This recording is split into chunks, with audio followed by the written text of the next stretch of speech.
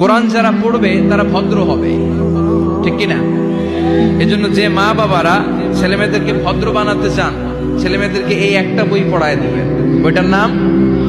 এজন্য আমি সবসময় বলি, teach your children the Holi Quran. The Holi Quran will teach your children everything in the world.